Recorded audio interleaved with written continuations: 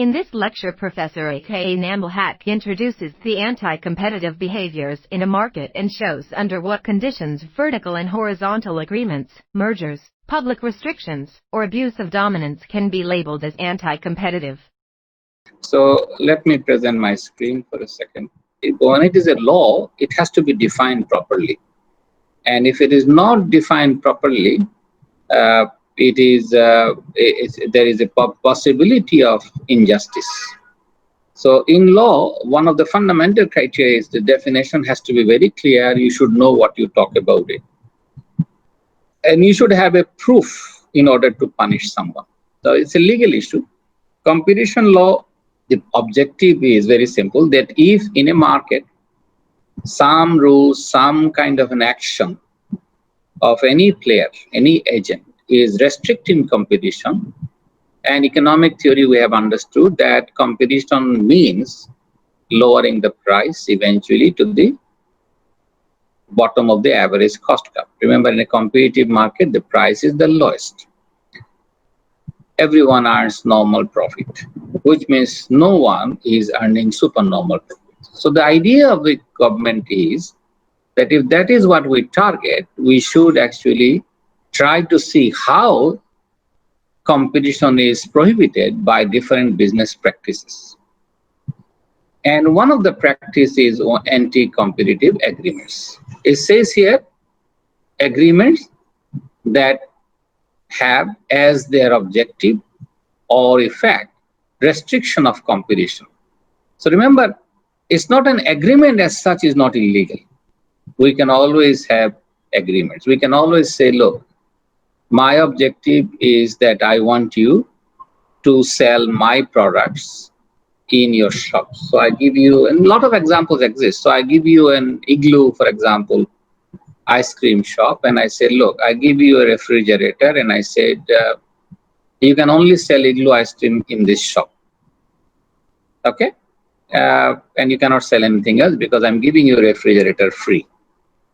So we come up with an agreement with a dealer, from a dealer. Then this is a vertical agreement. I'm actually going to the from top down to the retailer supply chain, and I'm saying that is one. Or take an example, another company, and I'm not saying these are anti-competitive at the moment. I'll come back on this one.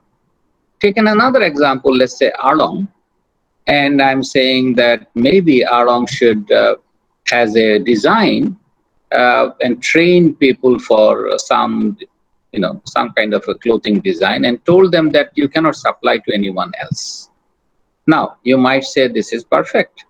And the government says that it's not imperfect either. But if the objective of the agreement is to stop others to enter into the market, or the objective is to restrict competition, then it is anti-competitive. So remember, as such, it's not illegal. As such, it's not anti-competitive. Is the objective behind this. So this is a very difficult task a lot of time, that what was the objective behind this? Sometimes objective behind this is very simple, that look, I am giving a product, I know you don't have ability to buy a refrigerator, or your cost will go up because of high fixed cost. I'm giving you a support, and I'm saying, if you are taking my refrigerator, sell my product. Okay, the objective itself is not bad. My other competitor can also do the same thing and say, why don't you, I will give you another refrigerator and you sell my products too. Which is, if that is not in there, that may not be an anti-competitive behavior. So I'm giving you the agreements has to be analyzed, and this is why the law comes, and this is why the legal practice comes. We'll talk about it. But I'm just giving you the logic of, so this is what they're talking about it. And this is in a vertical. Horizontal agreement could be this at the same level of the market. All retailers, let's say Agora, Nondan, all of them decided that this is the price of the product. And that, if done by an agreement, then an agreement does not have to be written agreement. Agreement means I propose, you accept. That's an agreement. So when I propose that let us do this, let us fix the price of a product, onion, and if all of them agree, that's an agreement. On the other hand, in the retail, in the onion is a good example. When if the government has gone to the retailer, retailer says, no, no, no, I did not fix it. It was fixed by the wholesaler. The wholesaler was there and they said, we did not fix it. We are simply commission agent. We buy it from an importer. Importer gives me a price. I increase the price by 10%, and that's it. So I'm not doing anything extra. If I buy it at 10 taka, I raise it to 10, 11 taka, and I sell at 11 taka. That does not mean there is an agreement.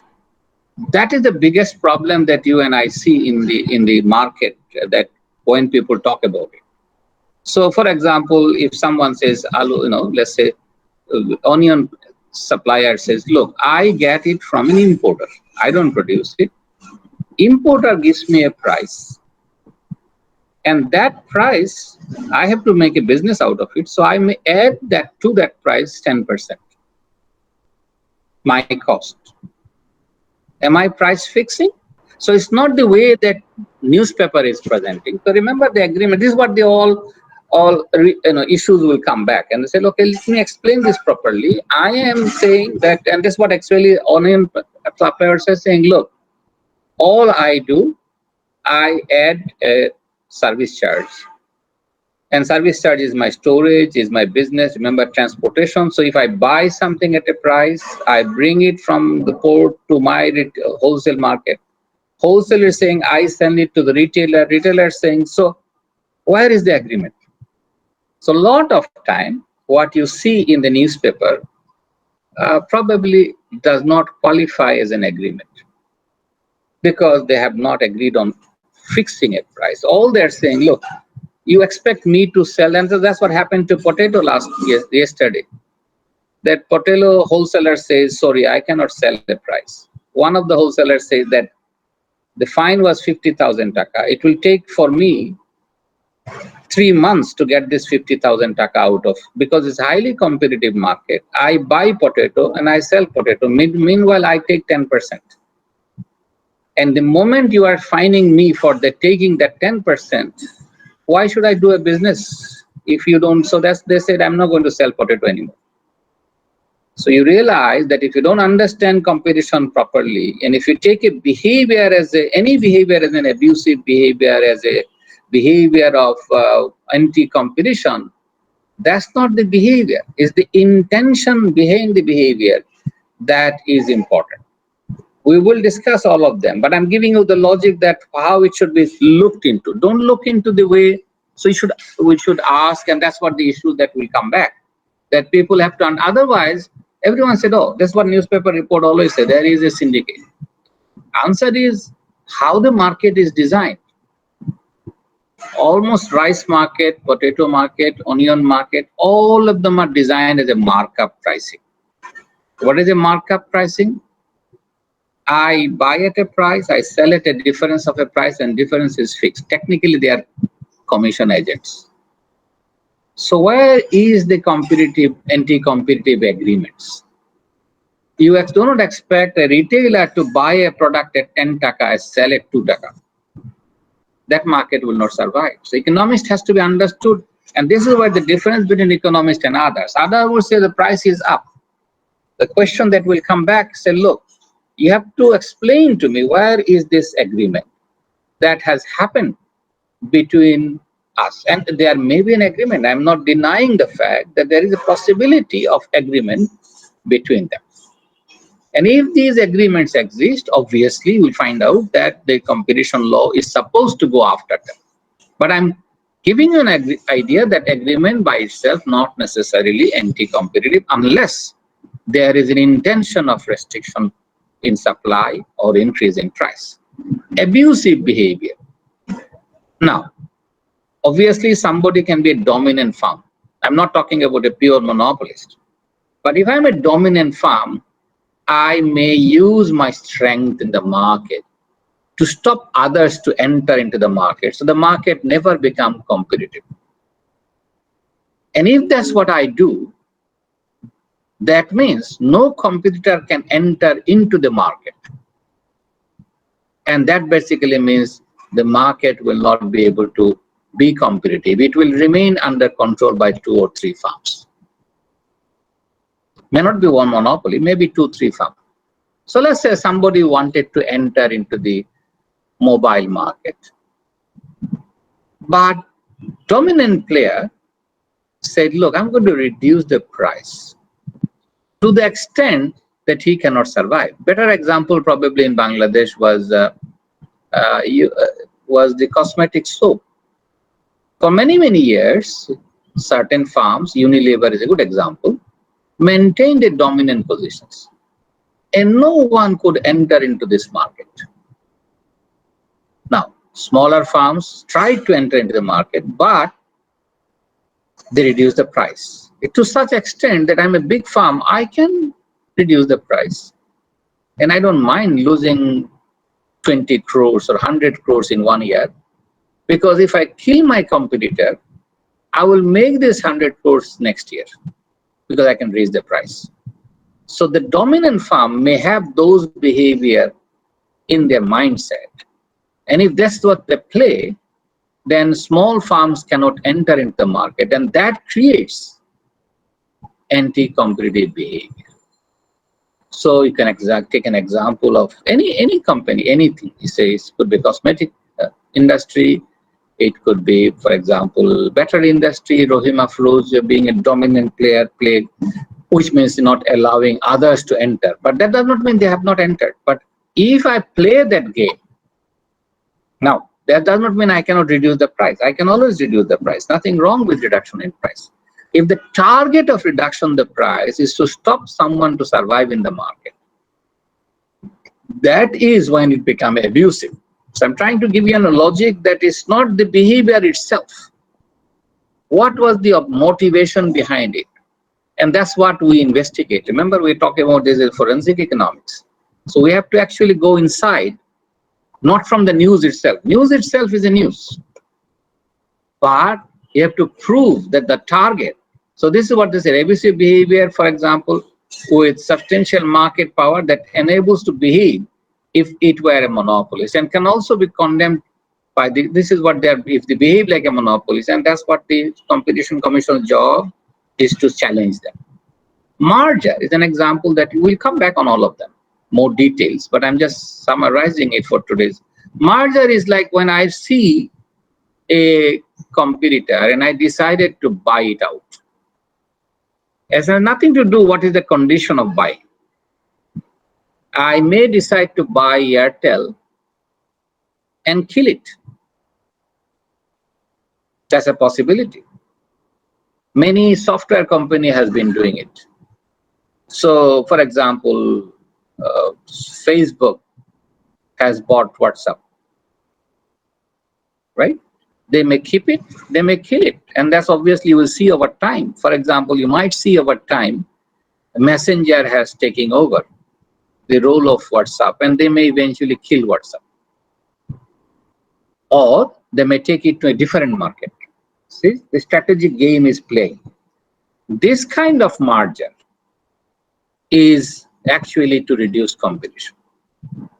So remember, the issue is not what you are merging itself is not illegal. You can always merge, because it's a, by merging, I can increase the market size and I can reduce my average cost. Remember, average cost curve is U-shaped, which means if I increase the market size, that it reduction in my cost. So reduction of cost is not a bad thing. Merger is not bad thing, but if the merger is targeted to kill my competitor, that's it. And if it creates a position for me so that I become a dominant player and I play that dominant role, that merger is a bad merger. So it's not merger itself. So for example, Coca-Cola and Pepsi. Pepsi wanted to buy Coca-Cola. And the moment it happens, that merger is a bad merger, because you're going to kill the whole market and it will become a monopoly. So certain mergers are not necessarily good for competition. So American Competition Commission, for example, stopped merger of Coca-Cola and Pepsi. They said, no, that's not acceptable. Because once it happens, there will be only one company, and that is creation of monopoly. And I, as a competition commission, cannot allow this to happen. So realize that merger, there are hundreds of mergers happening. That does not mean mergers are bad. But the merger that reduces competition. Now, you might say technically every merger reduces competition. Answer is not true. Every merger could increase the competition, because if they are merging and I increase the market size, average cost will go down and I will reduce the price. So do not assume that merger means bad thing. Merger may increase competition, but some merger may be targeted to reduce competition. So you have to be careful between the line. It is not the issue of merger as defining anti-competitive. The issue is proving it to be anti-competitive, showing that this particular merger has the objective of, remember, merger could reduce the price. And price reduction is competition increase. So there is a lot of merger that happens, that is actually reducing the price. We're saying it is bad if it prohibits competition, and that's where investigation enters. The reason so remember, the issue for us is not that I see a merger, and that's a problem that I see a lot of time. So I see a merger and I say immediately, oh, the merger is bad. Answer is, merger may not be bad. It may increase competition. I am a dominant player. I may reduce the price. What is wrong? Nothing wrong. So reducing the price is not necessarily anti-competitive behavior by a dominant firm. But doing it with a purpose to kill my competitor is bad behavior. So you see, the definition is important. Not that you don't say, oh, and this is abusive behavior. That's not necessarily true. You have to prove that it is actually killing the market, reducing the market from competition. So issue is not the behavior itself, is the consequence of that behavior that becomes important.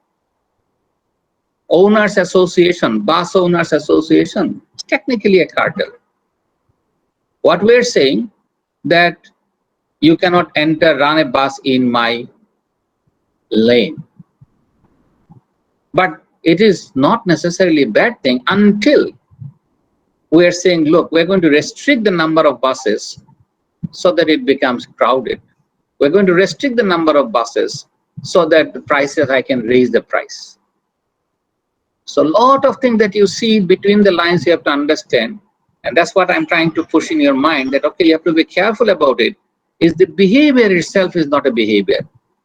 The objective of it is more important. Public restrictions. Public restrictions are always there. Legally, we can say we can license certain things, subsidizing certain things. So we can subsidize a particular company. And the moment government says, I'm subsidizing, let's say, Teletalk, and because I'm subsidizing it, so the Teletalk takes over the market, that itself is not necessarily a good thing. But if my subsidy does not harm anyone, if the subsidy is created for them to survive, fine. But I have a market. Market is between Teletalk, between Robi, between Grameen, and then I, as a government, decided to subsidize Teletalk in such a way they take over the market. It's not a good competitive behavior. Right? So remember, the objective is, restrictions are there, licensing are always there. But if the licensing is created to restrict the market, that means we say, look, I'm giving you a license, but I will only give one license. That is not a competitive behavior. So remember, the objective of it is more important, consequence is more important than a simple restrictions. Okay, so there are certain things people have said, look, if you can sell a product, this is the product you can sell in this market. Let's say government says in certain areas, certain shops, for example, alcohol is a good example. Somebody brought in that, look, you can sell alcohol under the licenseship. Nothing wrong. That restriction is not anti-competitive.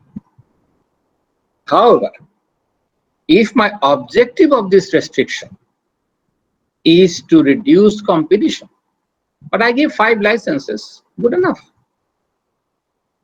But if I give 1 license and say you are the only one to do it, that is, and others are saying I want to do it, and you say no, no, no, you cannot do this. Why? You give me a condition and say under this condition, if you are eligible, I can do it. But you said no, I do not want anyone to do it except this farm. That is a bad behavior. It actually reduces competition. So remember, competitive, we have to, and this is what we are trying to go into the next course today, not today. We're going to explain this one by one. And we see in every case, you have to investigate and you have to prove that this has happened. An investigation has 2 parts. One is a theoretical part and one is an applied part. You have to take in evidence from the market, from the field, and say, based on this data, I am concluding this. That is what we are going to do in this course. And I think we started getting the flavor of the course, which I'll see in the next class. Please subscribe to this channel to receive updates on new videos.